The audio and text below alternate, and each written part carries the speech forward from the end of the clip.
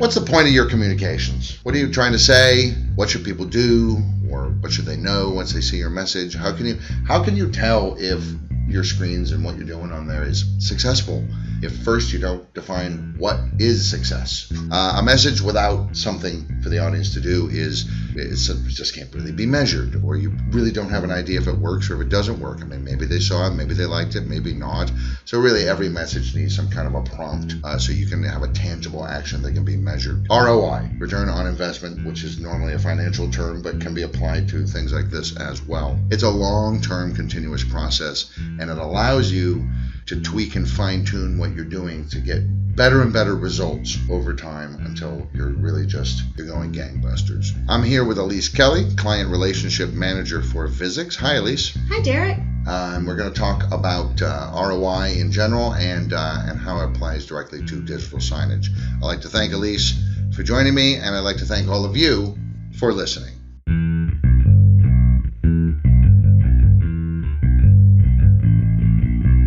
This is digital signage done right. Whether you're new to digital signage or a seasoned pro, this podcast gives you practical advice about systems, communications, and content to better engage your audience. I'm Derek DeWitt, Communications Specialist for Visix. Welcome to Digital Signage Done Right. Okay, so I understand in terms of, say, money investments, why ROI, return on investment, matters. Why does it matter in a non-financial context? Well, so imagine if your CEO or, say, the president of your university comes up to you, you're the one responsible for the digital signage, and says, so what is the ROI for this digital signage that I bought? Right. What are you spending my money on? Right. And your answer is, that's a great question, Joe. Let me find out. It'd be great if you could immediately start rattling off some numbers and why it's doing such a great job for your organization or for your campus. You need to be able to show that it's worth all the time and the money that's being spent on it. You do. So there's a few ways that you can measure, right? There's some main components of measurement. So one of those is a definable goal. Seems obvious, right? Sure. An accurate view of before. Meaning before the measurement. Before the measurement. Right, okay. And an accurate view of after the measurement. So if you have some data from some previous campaigns or processes that you can use as some sort of a benchmark, to contrast your current measurements with, but if you don't, then you run a campaign, you measure the results along the way, and then you have a benchmark. There's a huge advantage, though, in understanding your starting place. So however you choose to measure the ROI, which we're going to talk about some of those ways, you want to make it long-term, you want to make it a continuous process so that you can fine-tune, and believe me, you will have to fine-tune. Unless you're just like the greatest ROI campaign, person on the planet. Just a born ROI. There's always room for improvement. So you are going to have to make some tweaks, but you'll become better at reaching people and getting the results that you want. So you're talking about doing really a continuous assessment system. So, what do we do first? I mean, you said you got to have a goal. So what does that mean? So we care about what we measure, so we got to figure out what we want to know before we decide on our measurement methodology. So we've got some categories of goals. We're going to go over those real quick. To compel, so charity drives, student organizations, activities, benefits, enrollment. So you're trying to get people to participate in something. Yes, we're trying, yep. And then to inform, new policies, classes and training dates, maybe wayfinding, weather, news. So this is stuff people might want to know. Mm-hmm. Hey, here it is. It's right here. Yes. You don't have to take your phone out. No. Okay. No, we got it right here for you. One of my favorites. To motivate, employee spotlights, stock prices, profit sharing schemes, internal contests. Gamification. We've talked about that before. Right. So you get people kind of excited. Okay. To include, so welcome messages, new hire, birthdays, community, social activities. So you're helping really create a sense of us. To recognize, another one of my favorites. So group and individual achievements, safety benchmarks, sports team stats. Right, so if you're like a university or something. Okay, yeah. Again, a gamification idea is also in there, right? Absolutely. Okay. And then another one of my favorites, I've just got to say it, to warn. So severe weather. I love warning people. Well, I'm telling you, I mean, we got a lot of folks that live in parts of the country that, tornadoes and so on, sure. You've got floods, you've got, blizzards.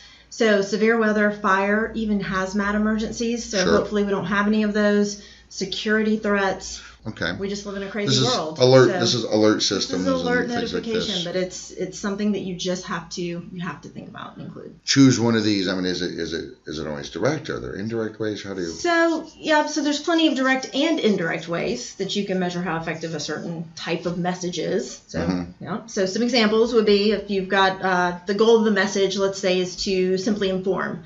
Then you might want to get an idea of how successful it was by listening to break room or water cooler chatter. So even using some sort of casual break room poll or survey. So, like, we put this information out there. Right. Who saw it? Who remembers it? Exactly. Okay. Yeah. And that's interesting. That's an interesting idea. Just kind of loiter around and just hear what people are talking about. That's Sometimes interesting. It's kind of like, when you've got digital sign on the screen and you might have it in a really interesting place, or you've got a video wall. If you want to watch people, I mean, we encourage people to do this. Like, go see what those watch what people are doing. See what they're doing in the atrium. You've got interactive wayfinding. Are they touching it? Yeah. Or are they afraid?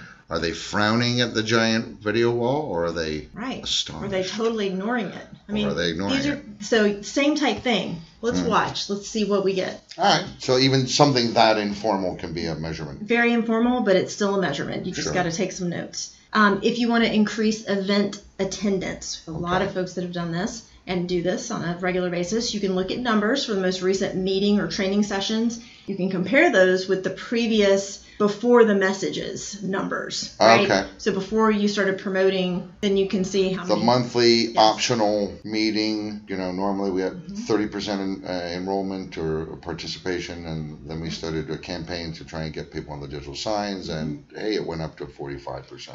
A long, long time ago, Derek, I had a customer that had a homecoming event.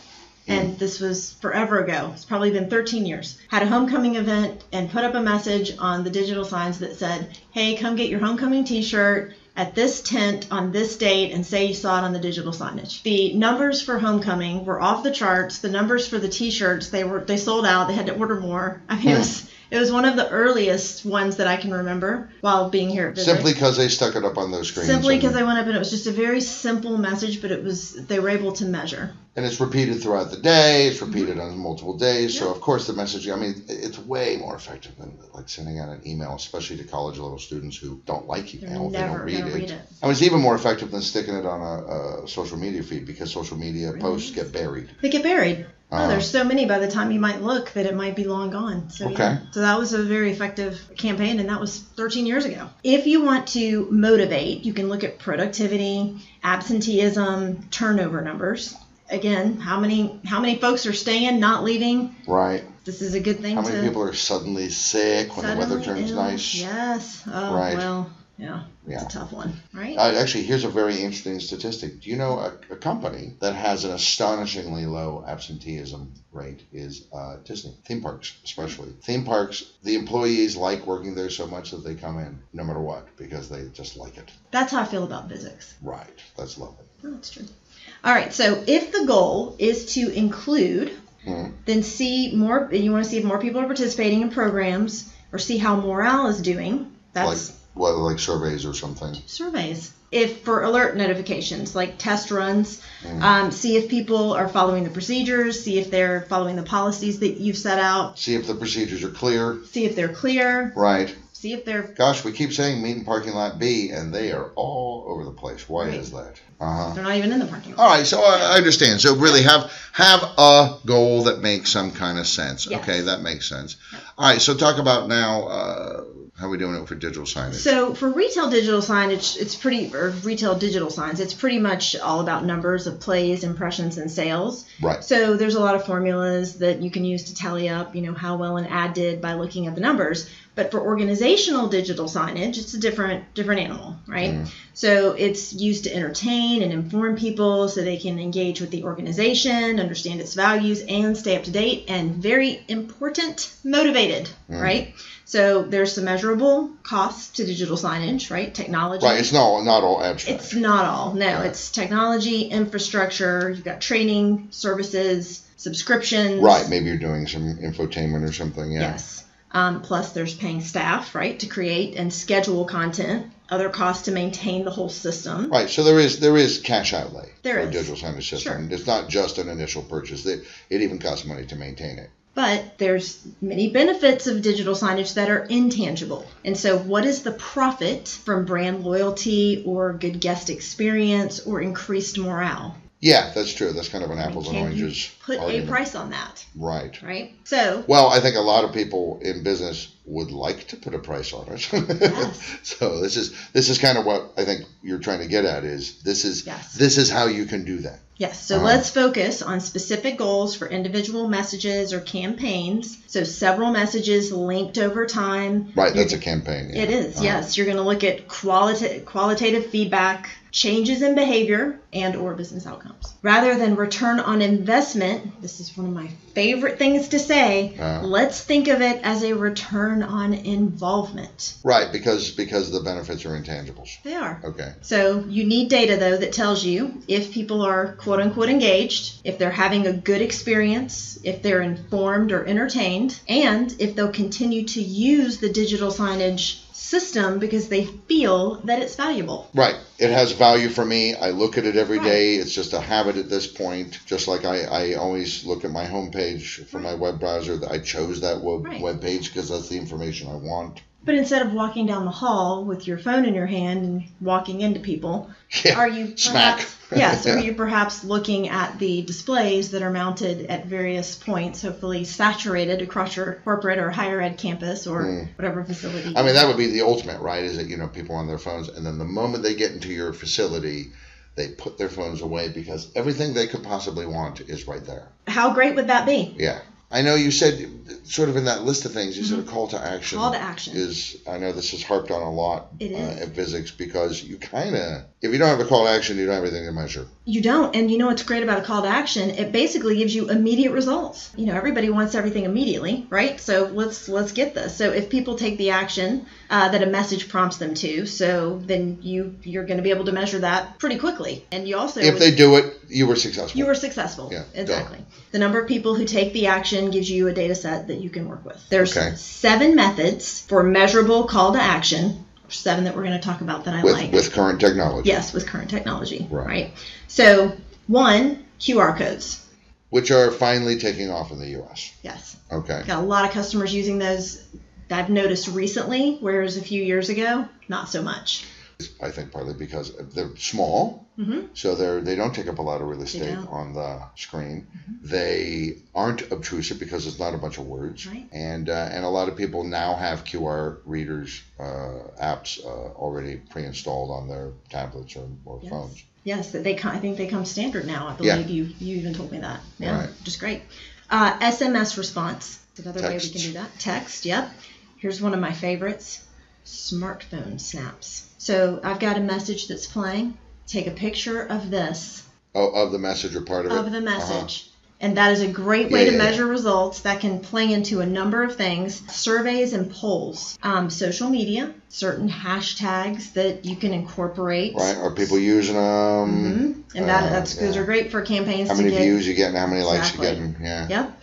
Also another thing, coupons or codes. Okay. And then designated URLs. So like vanity URLs or landing pages or something. Yes. Okay. It just depends on what you're trying to get across and who your audience is. Well, what are your favorite ones? Okay. Well, so I love the smartphone snaps. Okay. The surveys and the polls and social media, to me, are some of the best ways that you can measure whether or not your audience is engaged. Right. So I won't say who it is, but we have a customer that incorporated all of the ones I just mentioned into a multi-phase campaign for an event that was happening, and they wanted to increase the number of social media followers that they had, and they wanted to get more people to this event. Sort of, we'll call it like a State of the Union, even though it was not. Right. So they were able to measure, and they had prizes, and they had prizes at different levels, and they had all of the design elements were incorporated that we want everybody to do, where they're changing up their. So they were doing it right. They were best practices. They were best practices all the way. And by the end of it, they were able to measure effectively and have results for the person that wanted to do it, right? Who is basically over this entire group. They said, hey, we've got hard results for you. They had an increased number of Twitter followers, an increased number of Instagram or Facebook. I can't remember which one it was now off the top of my head, but they had hard numbers to show. Because if you're an admin on those, you can see immediately from this date to this date you had this jump. Because they had special hashtags that they were using for the event itself. That's just a great use, and again, immediate results. So as these ads are coming out on their digital signage in these phases, they are immediately seeing which ones had more impact and which ones were really, and there were in those phases that they had the campaign, there were definitely higher, spikes in numbers, where in some phases there were a little bit lower. Yeah, and then you say, wow, okay, let's duplicate the good ones, and let's not waste anybody's time with the ones that didn't do so well. I suppose when you have that kind of, especially something like that, where you say, ooh, these ones performed well, these ones didn't. I mean, this is A/B testing, really, right? That's Check awesome. it out, see how it's doing, try it again. Right. And this is a scientific method. Don't just say, hey, it worked once. Is it replicable? Absolutely. We do it again. Yep, it looks like we got a similar result. Okay. Then you try and figure out what elements made that successful, and you try and duplicate those, and you just keep feeding. It's a constant feedback. Constant feedback. Going. It never ends, really. And surveys and polls, you said, is another way you like to do this. Yeah. So surveys and polls can be kind of fun, especially if you have an interactive screen, right? You can immediately get some feedback there.